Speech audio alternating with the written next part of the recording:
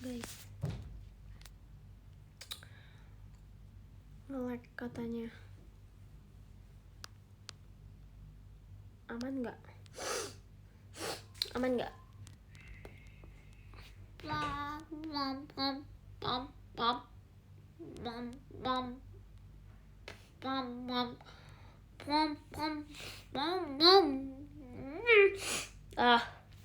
Aman, oke. Ya, pas aman aja aku berbuat.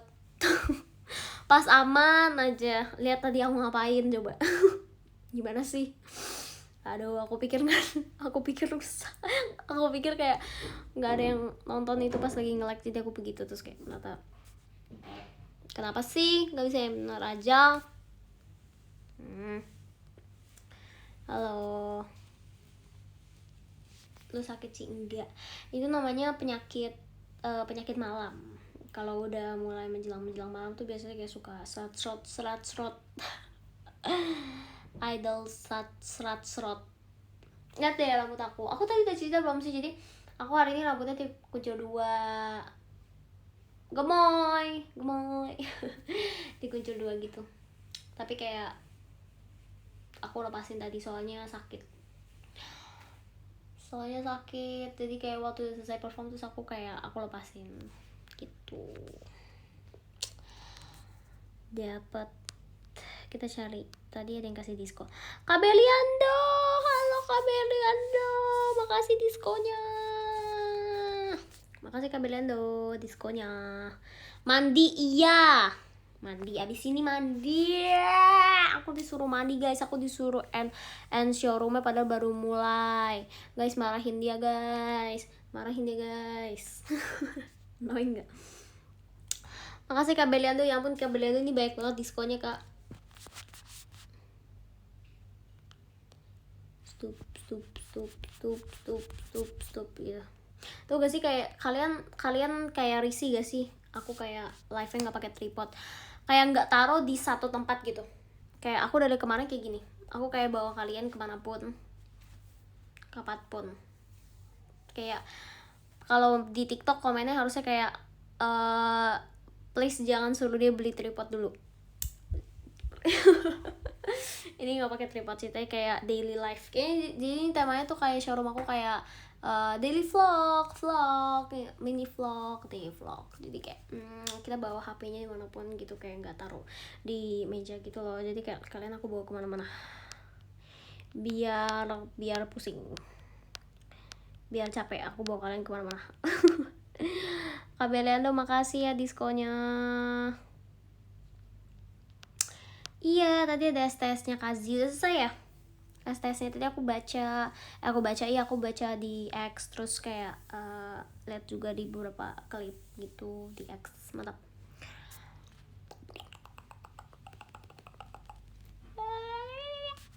Annoying gak sih? Kenapa sih aku tuh sekarang ya, aku semenjak graduation, kayak semenjak wisuda kuliah, aku kayak banyak tingkah. Oke, stop. Oke, kita bacain. Ngapain sih Ci? Makasih ya Kak. Ini siapa hilang. Kak Princess Flora, makasih ya udah ingetin aku. Kayak aku harus menjadi manusia normal. Makasih Kak XD diskonnya. Malam Cece Salina Psikologi, malam kami Ki. Sudah gak banyak pikiran. Masih banyak pikiran dong. Ini kan saya punya otak ya, saya punya pikiran gitu. Lihat deh. Wow, kincong banget guys. Wow, lihat kayak telur. Kalian tau gak sih toko kartun yang Humpty Dumpty sat on the wall when Humpty Dumpty, nggak tau, pokoknya aku ceritain aja. Jadi Kak Kurniawan, makasih diskonnya. Ya aku ceritain aja. Jadi si Humpty Dumpty ini, makasih Kak Dafsa diskonnya. Humpty Dumpty itu sebuah telur, terus dia kayak dia tuh kayak telur gitu. Terus pokoknya dia awalnya tuh kayak dia tuh suka duduk di atas tembok, kayak di atas tembok yang bisa didudukin gitu, tau gak sih guys, yang kayak biasanya tuh kayak rumah antar rumah tuh biasanya ada tembok tuh. Nah biasanya itu suka duduk di tembok situ, tau gak sih, kayak ya pokoknya di atas itulah, di tembok situ. Terus habis itu kayak dia kayak suka duduk di situ. Terus pokoknya suatu hari ada dia jatuh. Nah kalian tahu dong kalau misalkan telur jatuh bakal kenapa? Iya bakal pecah. Jadi terus dia pecah terus kayak, jadi kayak lagu itu kayak Humpty Dumpty sat on the wall when Humpty Dumpty nggak tahu lagunya gimana, pokoknya kayak gitu. Dia cerita dari lagunya itu adalah dia duduk di tembok, terus pokoknya suddenly kayak tiba-tiba dia pokoknya jatuh dari tembok itu, terus dia pecah. Kayak kesel gak sih, maksudnya kayak apa gitu, kayak apa moral of the story dari cerita itu gitu. Nggak ada, telur pecah kalau jatuh gitu. Kayak apa ini, tapi kayak lucu. Humpty Dumpty telur gemes. Terus Humpty Dumpty itu muka manusia tapi telur gitu, ngerti gak sih? Kayak serem sebenarnya kalau diperhatiin, kalau dipikir-pikir kayak malam-malam kalau misalkan tiba-tiba dia ada, kayak serem. Itu kayak suatu hal yang sangat ingin dihindari gitu, karena itu akan menjadi horror story. Tapi kayak ya udah gitu. Tadi poni aku balik loh, nih dibalik. Ih gak cocok kayak tuh. Kalian tuh lebih suka aku pakai poni atau enggak sih guys? Aku suka dua-duanya sih. Aku kayak tergantung mood gitu kalau aku. Tapi kayaknya decision untuk memakai poni itu kayak suatu keputusan yang gak bakal aku sesali, karena aku bisa dua gitu. Jadi aku bisa pakai poni, aku bisa nggak pakai poni gitu.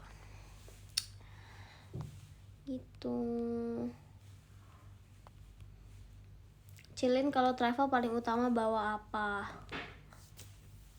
Travel paling utama adalah bawa chargeran, ya gak sih? Kayak masalahnya kayak gini loh, kayak chargeran itu suatu hal yang sangat penting, tapi kadang-kadang aku suka taruh di koper. Kalian gitu gak sih? Kayak misalnya chargeran nih, kalian kayak, aku biasanya bawa tas, tapi kayak biasanya aku males kalau tas aku berat gitu. Even kayak charger HP kan sebenarnya gak berat ya, tapi kayak tetap aja itu sebuah ada beratnya gitu loh, ketiga sih, itu menambah berat. Jadi biasa aku taruh di koper kalau misalkan HP aku baterainya full. Tapi kayak itu suatu hal yang sangat penting sih kalau misalkan kayak pergi ke suatu tempat atau pergi ke tempat yang kayak emang jauh, jarak waktunya tuh butuh waktu yang lama. Terus itu butuh banget bawa charger HP. Karena kalian kayak mikir gak sih kalau misalkan kalian suatu hari tersesat dimanapun, di jalanan atau di apapun, kayak satu hal yang kalian butuhkan tuh adalah HP. Ya sinyal sih sebenarnya yang paling penting, atau wifi, tapi kayak maksudnya kalau ada HP at least kayak kalian punya pegangan suatu hal yang penting yang bisa membantu kalian gitu loh. Karena HP kayak banyak manfaatnya, seperti gak bisa ditipu kurin di zaman sekarang gitu ya, zaman era globalisasi. ini temanya ceritanya lagi belajar PPKN, bukan PPKN ya, nggak masuk ya. Ini masuk ya, di zaman era globalisasi seperti ini, kita tidak dapat dipungkiri kalau manusia itu sudah berkembang zaman. Jadi kayak gadget itu sangatlah penting, dan salah satunya adalah ketika Anda di luar sana, ketika Anda sedang pergi keluar, terus kayak kalian butuh untuk pergi ke tempat sesuatu tapi kalian nggak tahu mau pergi mana, kalian bisa buka maps, atau kayak kalian pergi ke negara yang kalian nggak tahu bahasanya, kalian bisa pakai translate gitu, kayak nggak tahu lah. Gitu. Sekian dari presentasi saya, terima kasih dan jangan banyak tanya. Biasanya gitu gak sih kalian kalau presentasi ya, kalian tuh paling kesel sama orang yang paling banyak tanya, ya gak sih? Kayak stop jangan nanya stop gitu gak sih? Kayak aku mengerti banget sih perasaannya. Dan apalagi aku dulu ya waktu sekolah, biasanya tuh kalau misalkan kan grup gitu biasanya disuruh presentasi nih. Terus kalau misalkan udah selesai presentasi kan biasanya ada sesi tanya jawab gitu kan. Terus kalau misalkan makasih Kak Beliando, L-nya Lin, asik, mantap Kak Beliando, keren, asik. Terus kayak kalau misalkan ada sesi tanya jawab setelah presentasi, terus nggak ada yang jawab, terus kayak dosen gurunya ngomong kayak gini, iya pokoknya satu anak harus nanya, kayak di tiap misalkan dulu aku kayak sekolah itu kayak apa, kelasnya tuh kayak per baris gitu loh, misalkan ada 5 baris nih, ini kayak baris 1, baris 2, baris 3, baris 4, baris 5, jadi kayak barisnya kepanjang gitu ke belakang ke tempat duduknya. Terus kayak iya setiap baris harus ada satu anak yang nanya. Wah itu udah kayak yang presentasi udah kayak stop nanya gitu. Aduh paling gak banget kayak gitu ya kan, kayak stop gitu, paling malas. Makasih Kaca. Terus apalagi kalau harus kayak lempar-lemparan kayak ini siapa yang jawab ini siapa yang jawab ini. Dan kalau misalkan di satu grup itu kayak nggak ada yang mau jawab, nanti gak sih, jadi kayak harus biasanya tuh ada tumbal. Biasanya aku kadang-kadang suka jadi tumbal dari grup aku yang kayak udah lu aja jawab. Gue kayak kan aku namanya Jess nih, biasanya panggilnya Jess gitu, kayak udah Jess lu aja jawab. Gue kayak aduh, terus kayak gak lu aja jawab ya udah. Ngerti gak sih, kayak kenapa sih kenapa harus baik tanya. Tapi emang kalau nggak nanya susah di jalan sih, cuman kayak nggak semua hal karena harus ditanyain gitu.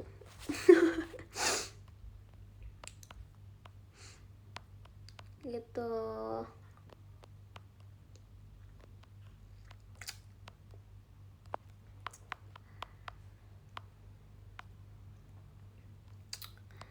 Gak nanya nggak ada tambahan nggak. Ih bener banget, sumpah dulu aku juga tuh guru aku pakai cara kayak gitu.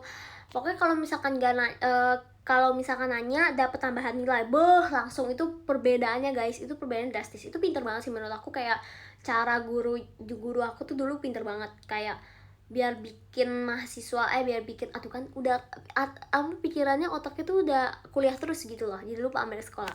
Jadi kayak cara membuat biar siswa-siswanya aktif tuh kayak menurut aku kayak guru-guru itu pada keren banget sih, maksudnya kayak pada kreatif gitu, kayak oh iya berarti harus tambahin nilai biar mereka pada mau nanya, biasanya gitu tuh, kayak oke, kalau misalkan mau tambah nilai harus tanya gitu, terus baru banyak yang tanya, biasanya kayak gitu tuh, kayak awalnya kayak nggak ada yang nanya, terus kayak ya kalau nanya dapat tambah nilai langsung semua yang angkat tangan gitu, terus nanya biasanya hal yang nggak penting karena intinya siswanya cuman mau dapet intinya siswanya cuma mau dapet ini doang, apa namanya, apa nih, mau dapet tambahan nilai doang. Jadi kayak hal-hal yang nggak penting tuh kayak juga karena suka ditanya tuh, bikin kerjaan tuh buat yang presentasi, tapi ya nggak apa-apa, yang penting nanya. Karena mungkin aku pun juga kalau di posisi itu aku yang kayak yaudah lah, yang penting nanya, nggak perlu nanya berkualitas udah lah ya. Yang penting dapet nilai gitu. Makasih Kak Kurniawan diskonya. Makasih Kak Belian. Kok Shinya Marin? Tadi kata L-nya lead. Biarin aja Kak Belian, aku ngambek. Gak mau, bye. Halo Kak Akil tuh, Kak Akil lead only katanya. Asik. Ini nggak boleh ganti ya abis ini ya username-nya. Kak Kim, halo, makasih diskonya. Wih. Harapannya setelah lulus adalah menjadi idol sejati untuk kalian, menjadi idol yang kalian inginkan di JKT48 gitu. Aku bisa gak banyak muluk-muluk sih, tapi intinya aku wish aku setelah lulus aku adalah bisa maksudnya kayak aku bisa menjadi apa ya, kayak bisa lebih deket lagi sama kalian, bisa lebih banyak lagi aktivitasnya JKT48, terus bisa lebih apa ya, lebih eksplor diri, bisa lebih bikin karya, amin gitu kan, selalu terus berkarya, terus yang pasti bisa jadi idol yang kayak yang baik, yang emang apa sih, yang kayak gitu. gitu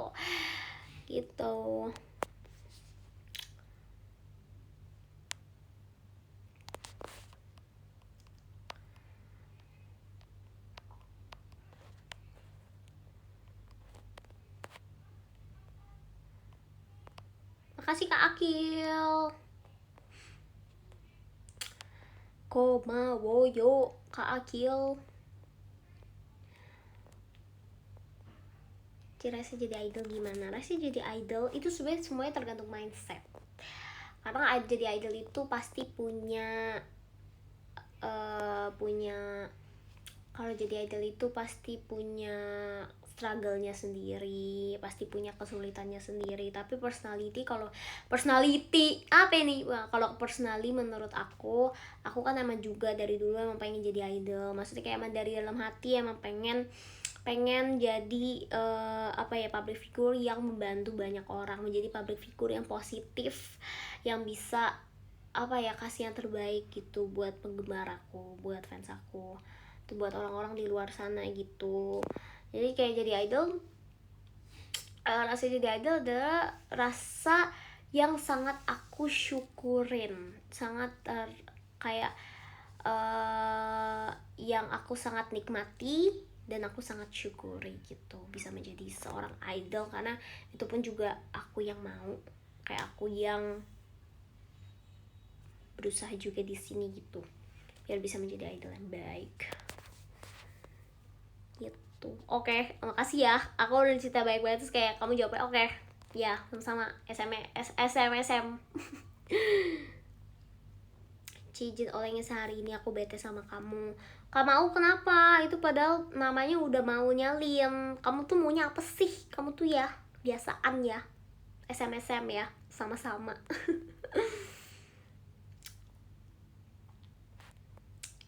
Makasih Kak Beliando. Kak Beliando udah ganti lagi namanya jadi Kak Beliando Putra. Dalam kurung Seal Rap, asik. XILREB WD. Kak Beliando setelah nih dimarahi langsung ya Kak Beliando. Tapi bagus sih Kak Beliando ini. Jadi dia sekali dikasih tahu langsung kayak ngerti kesalahannya di mana, langsung dia. Bagus Kak Beliando ya, bagus. Pertahankan ya seperti itu. Kak Disko, makasih Kak Akil diskonya. Mandi dulu, sana bau ya. Bau. Dari mana kamu emangnya? Gak mau. Mau orang mau ngomong, orang mau sama kalian, gimana sih? Aku diusir guys sama dia. Aku diusir padahal kan aku kangen kalian, aku pengen ngomong sama kalian, terus aku disuruh mandi. Tadi disko Kakil, makasih Kakil diskonya. Oh Kak Dafsa, tadi Kakil dah. Makasih Kak Dafsa diskonya. Tuh, tahu nih siapa yang ngusir? Iya tuh Kak, iya tuh. kompor ceritanya komporin. Oh Kak Mau katanya suka oleng kena Cia, kayak gitu ya sih, dia sih kayak gitu ya, emotnya dia gitu ya, gimana? itu Lia ya yang kayak gini ya, gitu, pipi embem. Aduh Kak Maul oleng-oleng terus ya Kak Maul. Oh katanya Kakil suka oleng juga, kata Kak Beliando. Gawat ini Kakil gimana ini, wong shinting ini.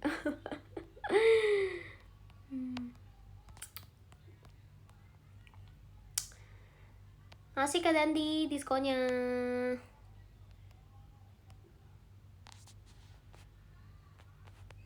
Tadi kan aku habis off air di J-Expo kan, di J-Expo Kemayoran. Terus tadi aku ketemu sama anak kecil lucu banget, gemes gitu. Terus tuh kayak mereka kayak berdua gitu kan, cewek berdua. Terus kayak mereka mau foto, terus mereka fotonya kayak gini. Jadi satu kayak gini, satu kayak gini. Jadi mereka kayak bikin love gitu, kayak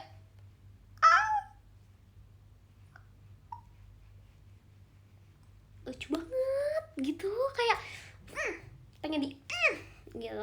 Ngerti gak sih guys kalian, kalau saking lucu itu kayak kalian pengen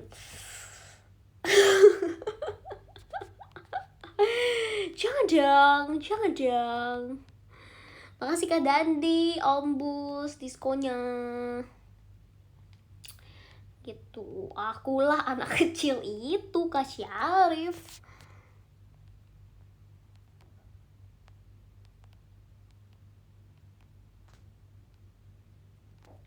Halo Kak Dohan, abis acara ultah nggak apa-apa. Tadi siapa yang ultah?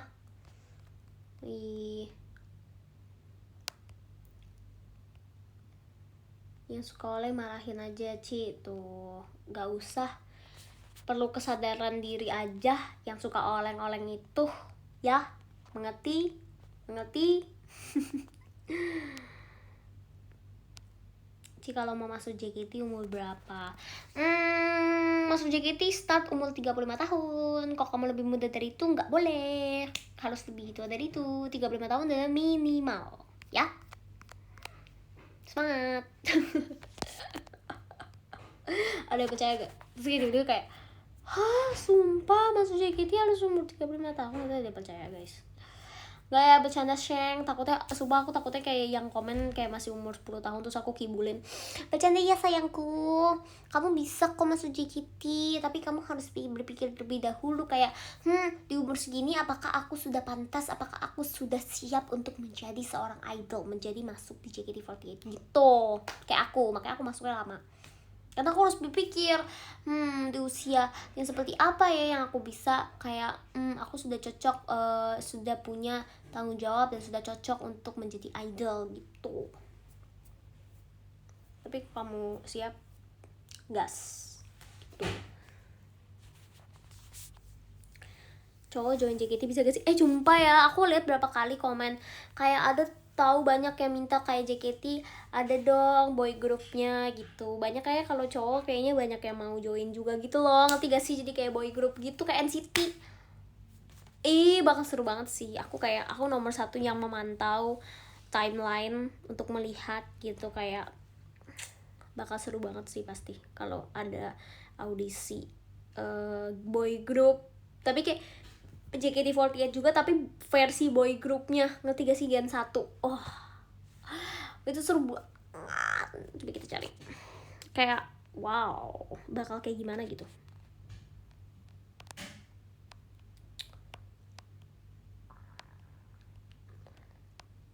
Iya.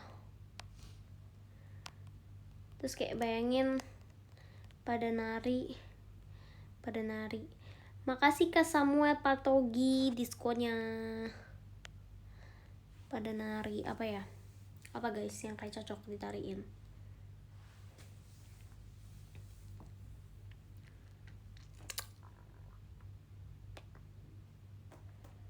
Mantap kan?